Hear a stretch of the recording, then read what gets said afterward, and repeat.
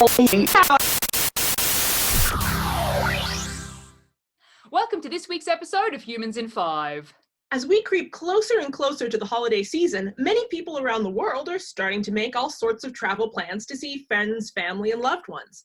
People may take all manner of transportation, but the December holidays represent one of the busiest times of year for those flying. Whilst there are certainly peak times of air travel across the year, many people in the working world find themselves constantly on the move. In particular, academics often find themselves hopping from one flight to another. There's a lot of different things that will send academics to the skies. As we've noted before, we'll often travel to conferences to share our research and learn more about developments in our field.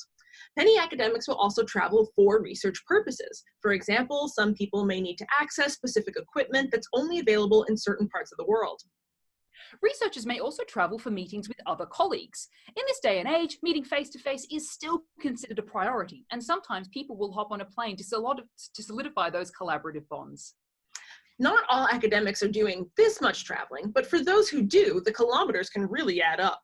One survey conducted at Université de Montréal found that professors traveled on average 33,000 kilometers per year as a part of their work, mostly by plane. One researcher, Kim Cobb from the Georgia Institute of Technology, found that she traveled nearly 200,000 kilometers in 1 year. These distances raise some red flags for academics worried about the carbon emissions associated with air travel. Planes produce far more emissions than any other form of travel per kilometre.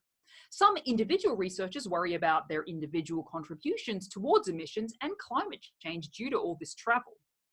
This has led to an academic form of the Flygskam or flight shaming movement. For example, the Flying Less and No Fly Climate Sign movements have researchers committed to traveling less or not flying at all as part of their professional activities. While this movement has certainly encouraged people to think more about how they travel, it's also raised some questions about the equity of researchers boycotting flights. For example, the main reason most people travel is for attendance at conferences.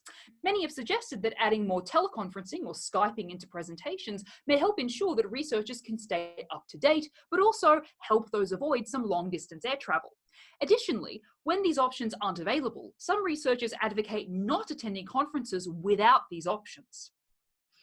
There's a bit of a catch, though. Conferences are an important component of professional development, particularly for early career researchers and graduate students who are working to make a name for themselves. Virtual attendance might provide them with a venue to share information, but they do miss out on the important chats and collaborations that are formed during coffee breaks or at events that run parallel to talks and sessions. Additionally, many of the original pioneers of the no-fly movement were based in Europe. On the European continent, there are a range of other forms of travel that can be completed in a fairly reasonable time frame. Academics can travel by train, for example, to meet with their colleagues.